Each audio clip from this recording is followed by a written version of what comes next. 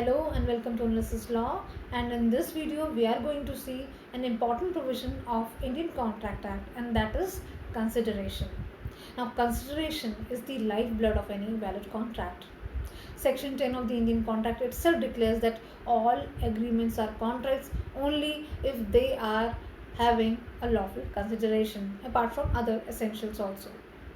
And section 25 of the Indian Contract Act also says that if there is no consideration, there is no contract, which is also called nudum pactum. So what is this consideration exactly? So the literal meaning of consideration is something in return to the promise. तो consideration की ज़रूरत क्या है? Something in return to the promise का मतलब ये है कि अगर एक तरफ कोई प्रॉमिस दिया जा रहा है तो उसके बदले में भी दूसरी एक प्रॉमिस होना चाहिए, दूसरी साइड से भी होना चाहिए, यानी कि यूनिलेटरल नहीं होना चाहिए। सिर्फ यही नहीं कि एक ही बंदा किया जा रहा है, एक ही बंदा एफर्ट्स लिए जा रहा है। कंसिडरेशन का मतलब होता है दोनों तरफ से इक्वल एफर्ट्स लगेंगे। और हम इसको ये भी कह सकते हैं कि consideration is actually the index of seriousness of the parties to be bound by the bargain. For example A and B दोनों एक कॉन्ट्रैक्ट करते हैं जहाँ पे ए कहता है कि मैं आपको अपनी बुक्स सेल करूँगा 1000 रुपीज़ में, और यहाँ पे बी कहता है कि मैं एग्री करता हूँ कि मैं 1000 रुपीज़ में आपकी बुक्स खरीदूँगा। तो यहाँ पे आप देखिए कि क्या चीज़ें एक्सचेंज हो, यहाँ पे किस तरीके से रिटर्न्स आ रहे हैं या फिर क्या एक्सचेंज ऑफ प्रॉमिसेस हो रहे हैं। यहाँ पे ये व्यक्ति प्रॉमिस कर रहा है, ए कह रहा है कि मैं आपको बुक्स दूंगा, और ये कह रहा है कि मैं उसकी पेमेंट करूँगा, यानी कि पैसे यहाँ पर आ रहे हैं और बुक्स यहाँ पर आ रही हैं। तो एक्सचेंज में कुछ ना कुछ हो रहा है। अब यहाँ पे दूसरा सवाल ये आता है कि क्या कंसिडरेशन सिर्फ मॉनेटरी टर्म्स में ही कंसिडर किया जाता है, या सिर्फ मॉनेटरी टर्म्स में हम बोलेंगे कि वो कंसिडरेशन है? तो आंसर है इसका कि नहीं। Consideration is something which has some value in the eyes of law, so it may not be limited to monetary terms only. जैसे मैंने अभी आपको बुक वाला एग्जाम्पल दिया, तो ज़रूरी नहीं है कि सिर्फ पैसे की ही बात की जाए कि एक ने एक काम किया और दूसरी तरफ से पैसे आए, ऐसा ज़रूरी नहीं है। फॉर एग्जाम्पल एक ए पर्सन है, वो बी पर्सन को ये प्रॉमिस करता है कि मैं आपके बच्चों को अच्छी ट्यूशन दूंगा, अच्छे मार्क्स आएंगे, और दूसरी तरफ से ये व्यक्ति कहता है कि उसकी एवज़ में, उसके रिटर्न में मैं आपके घर की रिपेयर करवा दूंगा। तो यहाँ पे क्या हुआ? यहाँ पे पैसे नहीं दे रहा, यहाँ पे एक और एक्शन लेने की बात कर रहा है।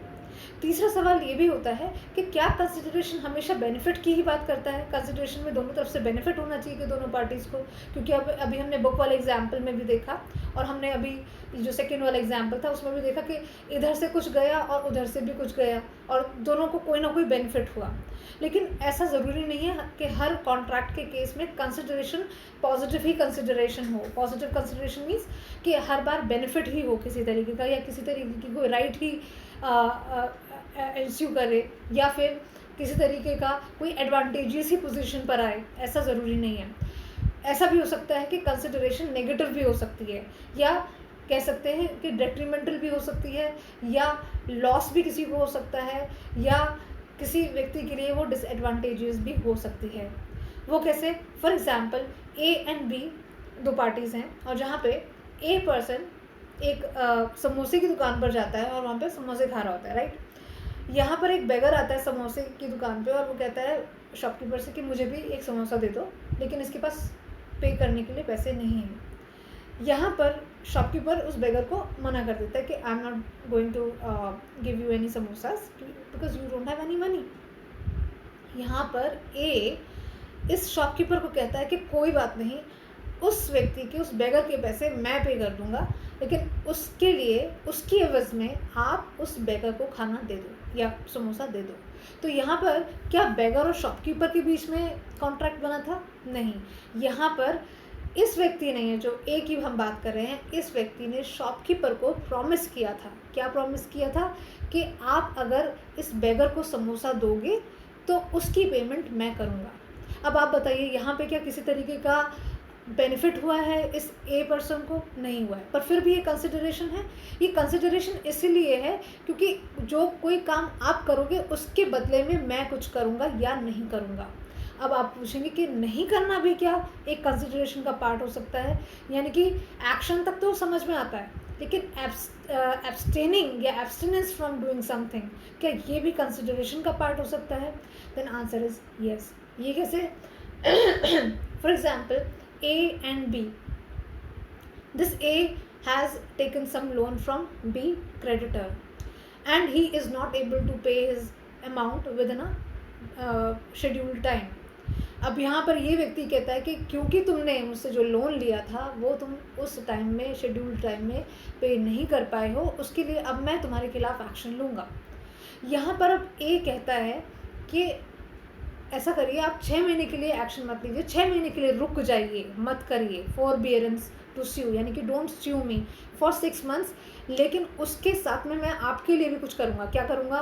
That I am going to pay you 2 lakh rupees additional to whatever amount I have taken from you.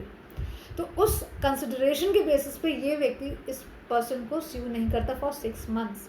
तो यहाँ पे आफ्टर 6 मंथ्स ये माना जाएगा that this is a valid consideration. जो एक्सचेंज ऑफ प्रोमिसेस हुआ यहाँ पर, right? So the point here is that consideration can be positive, it can be negative. Consideration can also be in terms of monetary value, or it can also be apart from that. The only thing is that it should have some value in the eyes of law. Third thing is that this consideration can be in the form of an action or in the form of abstinence or forbearance to sue. यानी कि कुछ ना करने का भी consideration हो सकता है. एक और चीज़ इसमें इम्पॉर्टेंट ये है कि कंसिडरेशन 3 तरीके के होते हैं. एक होता है पास्ट कंसिडरेशन, दूसरा होता है प्रेजेंट कंसिडरेशन और तीसरा होता है फ्यूचर कंसिडरेशन. उसको हम कहते हैं पास्ट कंसिडरेशन कब होता है? जब, जैसे मैंने आपको एक बुक वाला एग्जांपल दिया कि इस पर्सन ने जो बुक बेचना चाहता है, इस पर्सन ने इस बी पर्सन को, ए पर्सन ने बी पर्सन को अपनी बुक्स सप्लाई कर दी और इस पर्सन ने भी 1000 रुपये पे कर दिए. यानी कि यहाँ पे जो प्रॉमिस हुआ था सिर्फ प्रॉमिस में नहीं रह गया, काम भी किया गया, एक्शन भी लिया गया. तो ए पर्सन ने बी पर्सन को बुक्स दे दी और इसने इसको पेमेंट कर दिया. ये दोनों काम पूरे हुए और इसीलिए इसको हम कहेंगे पास्ट कंसिडरेशन. प्रेजेंट कंसिडरेशन क्या होता है? Present consideration, let's take this the same example. Present consideration होता है कि इस ए पर्सन ने इसको बुक्स तो सप्लाई की, जो इस एग्जाम्पल में हम बुक्स वाली एग्जाम्पल्स की बात कर रही हूँ, कि इस पर्सन ने बुक्स तो दी, सप्लाई कर दी, लेकिन इस पर्सन ने क्रेडिट पर बुक्स ली. क्रेडिट पर यानी कि अभी भी कैश में पेमेंट नहीं पहुंचा है, उसने चाहे चेक काट दिया या कोई भी क्रेडिट का कोई भी मीन्स उसने अपनाया और उस बेसिस पे उसने पेमेंट की है. तो यहाँ पे अभी तक क्योंकि पेमेंट पूरा नहीं हुआ है, यानी कि एक तरफ से अभी भी एक प्रॉमिस करने के लिए बचा है, ड्यू है, वो एक्शन अभी लिया नहीं गया है, इसीलिए इसको हम कहेंगे प्रेजेंट कंसिडरेशन. एक होता है फ्यूचर कंसिडरेशन. फ्यूचर कंसिडरेशन क्या होता है? जहाँ पे इसी केस में, जो बुक्स वाला केस है, इसी केस में इस पर्सन ने, ए पर्सन ने इसको बुक्स सप्लाई करने का प्रॉमिस किया है, बी पर्सन ने भी ए पर्सन को पेमेंट करने का प्रॉमिस किया है. यानी कि प्रॉमिसेस हैं अभी दोनों तरफ, अभी तक एक्शंस नहीं लिए गए हैं. तो इसको क्या कहेंगे? इसको हम कहेंगे फ्यूचर कंसिडरेशन. अच्छा, आपने एक बात ध्यान दी, मैंने जितने भी एग्जांपल्स आपको अभी तक दिए, मैंने एक प्रॉमिसर की बात काफ़ी उस तरीके से बड़ा एम्फेसिस देकर की है यहाँ पे, क्योंकि consideration must move at the desire of the promiser. इसका क्या मतलब है? अगर सपोज करो मैं किसी से कोई कॉन्ट्रैक्ट करती हूँ या मैं किसी को कोई प्रॉमिस करती हूँ, उसके बेसिस पर ही वो दूसरा पर्सन मुझे प्रॉमिस करता है और उसी के बेसिस पे एक्शन लेता है. अब सपोज करो मैंने तो कोई प्रॉमिस किया ही नहीं किसी तरीके का, और मेरे बिहाफ पे कोई तीसरा पर्सन आकर कहता है कि देखो वो पर्सन आपसे कॉन्ट्रैक्ट करना चाहता है या करना चाहती है, और उस बेसिस पे वो जो सेकेंड पर्सन है, उस सेकेंड पर्सन ने एक्शन भी मूव किया. उस केस में चाहे उस सेकेंड पर्सन ने जो भी एक्शन लिया, उस केस में मैं लायबल इसलिए नहीं होंगी क्योंकि मैं मेरे प्रॉमिस पर नहीं किया था उसने कोई भी काम, राइट? जैसे फॉर एग्जांपल मैं इसका एक एग्जांपल और दे देती हूँ कि सपोज करो मेरा एक हार खो गया, ठीक है. अब उस केस में मैंने कोई अनाउंसमेंट नहीं की, मैंने कोई एडवर्टाइजमेंट नहीं दिया कि मेरा हार खो गया है और जिसको भी वो हार मिलेगा वो उस हार को मुझे ला कर देगा तो मैं उसको कोई रिवॉर्ड दूंगी उसका. मैंने ऐसा कुछ भी नहीं कहा. पर एक ऐसा पर्सन आया और उसने हार खोज लिया और वो मुझे लाकर दे दिया। मैंने उसको कोई भी प्रॉमिस नहीं किया कि यहाँ पे कंसिडरेशन मानी जाएगी।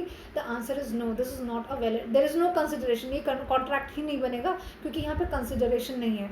यहाँ पे कंसिडरेशन इसलिए नहीं है क्योंकि उसने मेरे कहने पर हार को नहीं सर्च किया है, उसने वॉलंटरली एक ग्रेटिशियस एक्ट था उसका जो उसने खुद किया है। लेकिन इसी केस में अगर मैंने उसको बाद में प्रॉमिस कर दिया होता कि मैं इस चीज़ का रिवॉर्ड भी तुम्हें दूंगी, तो वहाँ पर मैं फिर लाइबल हो जाती और वो अमाउंट मुझे या वो पेमेंट उसको मुझे उस थर्ड पर्सन को करनी पड़ती। तो जो कंसिडरेशन है, it must move at the desire of the promisor and it should not be voluntarily और it should not be at the desire of any third person. इससे रिलेटेड एक केस लॉ भी था, दुर्गा प्रसाद वर्सेस बालदेव का एक case था, जहाँ पे एक दुर्गा प्रसाद नाम का एक पर्सन होता है, जहाँ पे उसको एक कलेक्टर कहता है कि भाई तुम्हारे पास इतना बड़ा प्लॉट है, वहाँ पर शॉप्स बनाओ, तुम्हें अच्छा पैसे मिलेंगे, अच्छा तुम्हारी अर्निंग हो जाएगी। और वो उस कमिश्नर के कहने पर वो शॉप वहाँ पे कलेक्टर के कहने पर वो शॉप्स बना लेता है और उन शॉप्स को रेंट पे भी उठा देता है। और वहाँ पे शॉपकीपर्स जो होते हैं, अब वो उन लोगों से जाकर बोलता है कि आप लोगों को मैंने जो शॉप्स अलॉट की हैं या जो मैं आपको रेंट पर दे रहा हूँ, मुझे उसमें से कमीशन चाहिए। अब यहाँ पर आप बताइए कि क्या ये पर्सन जिसने शॉपकीपर्स को वहाँ पर रखा था और जो शॉप्स भी बनाई थी, क्या उन शॉपकीपर्स के कहने पर बनाई थी? The answer is no. तो क्या यहाँ पे वो शॉपकीपर्स से कमीशन मांग सकता है? द आंसर इज़ नो, नहीं मांग सकता। वो इसलिए नहीं मांग सकता क्योंकि शॉपकीपर्स कहेंगे कि अपने कलेक्टर से मांगो ना, जिसके कहने पर आपने ये शॉप्स बनाई थी, कंस्ट्रक्ट करवाई थी, उनके कहने पर ही तो आपने ये शॉप्स बनाई हैं, आप उनसे मांगो, आप हमसे कैसे मांग सकते हो? आपने हमें रेंट पे दिया है, हम we are not liable to pay you any commission for that. अगर आपने हमारे कहने पर कुछ ऐसा किया होता और आपके और हमारे बीच में कोई ऐसा प्रॉमिस होता है जहाँ पे कमीशन पे करने की बात होती, तब हम कमीशन आपको पे करते। क्लियर? तो आपको ये समझना है कंसिडरेशन के केस में that it must move at the desire of the promiser. लेकिन कंसिडरेशन के केस में एक और इम्पॉर्टेंट प्रिंसिपल होता है जिसको हम कहते हैं कंस्ट्रक्टिव कंसिडरेशन। और इसका मतलब ये होता है कि चाहे सपोज करो कि वो parties they are not privity to contract, यानी कि वो कॉन्ट्रैक्ट के पार्ट्स नहीं है, कॉन्ट्रैक्ट में पार्टीज नहीं हैं, लेकिन अगर एक कॉन्ट्रैक्ट ऐसा हुआ है जहाँ पे किसी के बेनिफिट के लिए वो कॉन्ट्रैक्ट बना है और कंसिडरेशन उस पर्सन के बेनिफिट के लिए दी गई है, तो वहाँ पे चाहे वो थर्ड पर्सन बेशक पार्टी नहीं होगा उस कॉन्ट्रैक्ट की, लेकिन फिर भी वो कॉन्ट्रैक्ट एनफोर्स करवाया जा सकता है by that third person also. और उस वही चीज़ सेक्शन 2D की डेफिनेशन में आप देखेंगे दैट promise के that the consideration must move at the desire of the promiser and उसके आगे आप ये भी देखेंगे कि उस promisee या any other person का भी वहाँ पे mention किया हुआ है। इसका मतलब ये होता है that this consideration may move at the desire of the promisee or any third person। For example एक केस था, रामैया वर्सेस चिन्मया का केस था, जहाँ पे एक डॉटर और एक उसकी मदर के बीच में एक कॉन्ट्रैक्ट बनता है, जहाँ पे उसकी मदर डेथ बेड पे होती हैं और उस टाइम पे ये डॉटर अपनी मदर को कहती है कि because you are about to die, so आप वो जो अपने प्रॉपर्टी है वो आप मेरे नाम कर दें। यहाँ पर मदर डॉटर से एक प्रॉमिस लेती हैं कि अगर तुम मुझे ये, यानी कि यहाँ पे जो मदर हैं वो एक प्रॉमिस लेती हैं इस डॉटर से कि अगर आप मुझे ये प्रॉमिस करते हो कि अगर मैं ये संपत्ति तुम्हारे नाम कर भी दूँ तो तुम अपनी एक जो थर्ड पर्सन एक मौसी हैं तुम्हारी, आप उनको अगर एन्यूटी देते हो, हर महीने 2000 रुपये उनको पे करती हो, तभी ये प्रॉपर्टी मैं तुम्हारे नाम करूँगी मरने से पहले। यहाँ पे डॉटर इस तरीके का प्रॉमिस करती है कि ठीक है, मैं मानती हूँ, मैं एग्री करती हूँ, और उसी बेसिस पे ये प्रॉपर्टी उसकी मदर इस डॉटर के नाम करके चली जाती है। Now after the expiry of this mother, this daughter pays that annuity for some period of time, but after some time she stops paying that annuity to her मौसी। अब यहाँ पे जो मौसी हैं obviously she is actually the beneficiary of this contract, right? तो she goes to the court to sue this daughter। अब यहाँ पे डॉटर की प्ली क्या है कोर्ट के सामने, कि वो कहती है कि बिकॉज दिस मौसी is not the part of the contract, she is not the privity to the contract, she is not even, जब वो पार्टी ही नहीं है, जब वो प्रिविटी टू कॉन्ट्रैक्ट ही नहीं है, तो मैं उनको पे क्यों करूँ। तो यहाँ पे कोर्ट कहता है कि बेशक she is not the party to the contract, she is not privity to the contract, but she is a privity to the consideration. Privity to consideration का मतलब ये है कि ये जो कंसिडरेशन थी, ये जो प्रॉमिस लिए गए थे तुम्हारी मदर और तुम्हारे बीच में, यानी कि जो मदर ने जो प्रॉपर्टी नाम की थी तुम्हारे, वो किस प्रॉमिस पे की थी, वो इस प्रॉमिस पे की थी कि that you are going to pay some money या दैट एन्यूटी टू योर मौसी मंथली, राइट। और वो जो मौसी हैं, उन मौसी के लिए ये कॉन्ट्रैक्ट किया गया था, और वो मौसी कौन थी, शी वॉज दी बेनिफिशियरी। तो किसी भी ऐसे केस में जहाँ पे even that party is not a privity to the contract, but that party is a privity to the consideration because of being a beneficiary to that contract, इसीलिए that third person can also enforce that contract. I hope आपको इस छोटी सी video में consideration के basics समझ में आए होंगे। आगे की डिटेल्स हम नेक्स्ट वीडियो में कवर करेंगे। Thank you so much for watching this video.